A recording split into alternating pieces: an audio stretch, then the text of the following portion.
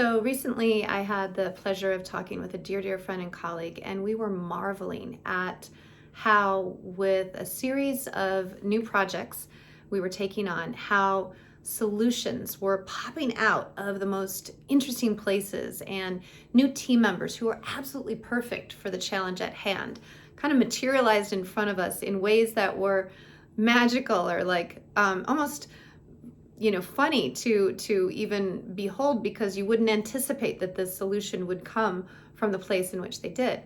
And we were really unpacking, what does it take to allow magical kinds of possibilities, new solutions, creative genius to emerge in persistent problems.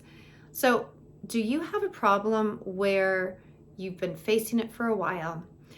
You can't seem to quite crack that nut. It could be a complex problem that involves multiple stakeholders, changing landscape, global counterparts, or you're an entrepreneur and things are scaling quickly or at an amplitude beyond what you had originally imagined. And so you're just really trying to, keep pace. But the old solutions are not necessarily going to satisfy or provide the level of expansion or growth that are necessary to truly unlock transformation.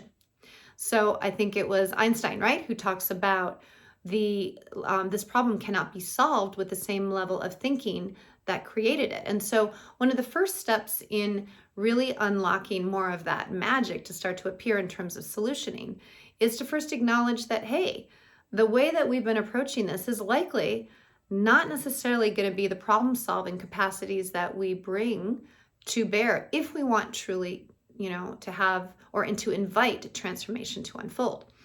In fact, earlier this week, I had the incredible honor of sitting down with a CEO of a major Fortune 1000 firm, global firm, and we were talking about a transformation, not just a business model transformation, but a transformation in how we lead and how we shape the culture to really unlock the growth that is possible. And one of the things that he talked about is that to lead transformation, any kind of transformation, but this one in particular, all the answers are not yet known. And for those of us who are used to predicting and controlling, and we measure and we have spreadsheets and KPIs and the rest of that, to imagine that all the solutions lie somewhere in the unknown, it can sound like a little bit like a Moana song, right? Into the unknown. What does that mean in practical reality?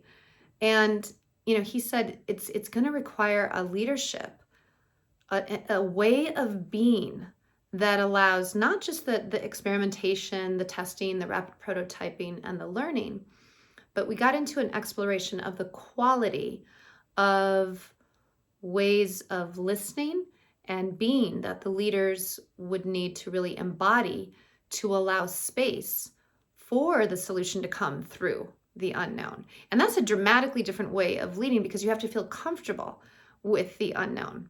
So if you find yourself in the midst of a persistent problem and you really want to unleash new possibilities, the first thing to admit is that that way of thinking that I've brought to bear in the past may not be the way forward. And the next thing is to truly create space to be open to the unknown. And it starts with a clear intent that you make to yourself and you share with your team, that you're going to leave open space intentionally for the new possibilities to emerge, that the possibility to the solution lies in the unknown outside of your awareness. And when we make that commitment and share that with our team, it actually gives permission to the team for their collective genius to start to unfold, to ask questions in new ways, to challenge basic assumptions, to maybe come at the status quo with a new angle that we haven't really examined before. And in that creative space together, then new ideas can emerge. Now, here's the kicker. We as leaders get to dovetail with that process with the team by being really mindful that we quiet the rapid judgment in our minds. This is the left brain, logical, analytical part of our brains that try to assess, quickly judge, make good decisions, and in many ways probably have yielded a lot of success in our lives. At the same time, if we want to invite true new possibilities and transformation, that rapid judgment, which is a negative brain bias, it's something that our brains do to try to make sense of the unknown, to kind of give us a sense of control, perceived control. It's just our brains trying to help our nervous systems get calm and clear. But what it does unintentionally is it kind of minimizes the space for that creativity to emerge. And so we have to recognize that when we can persistently, deeply, and reliably quiet our minds, and whenever we sense that we want to judge an idea or an angle or a question, we pause, we catch ourselves in the habit of that, and we ask a question instead. It then softens the space of the team's dialogue and allows the solution to emerge in a place that we hadn't imagined. Because here's the thing. The solution that's wanting to come forth in a kind of unprecedented, new, we called it a magical kind of way of synchronicities popping in. It's not going to come in the place that you normally look for the solution. So pretty much guaranteed, if you can make that space, the solution's going to come where you don't expect, where you don't normally look, and frankly, where you might normally dismiss with some level of certainty that there can't be a solution in that space. And so what if we can be in this really wonderful practice of noticing when we're falling into rapid judgment, pausing and asking a question at that time.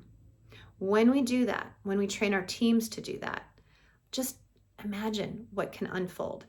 With my team, when we began practicing this and we just held the question kind of in the palm of our hand with this beautiful sense of mystery and exploration, the solution came for one project via the kind delivery of some chicken noodle soup to someone who was not feeling well.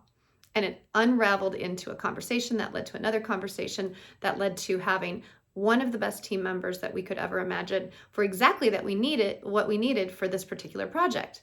But we wouldn't have allowed that in, because if I didn't have space for the chicken soup to come in, how would this solution have appeared? It's a whimsical example, but a great example of when we create that space, how new possibilities can emerge. So I invite you this week to try some of these practices out and let me know how it goes.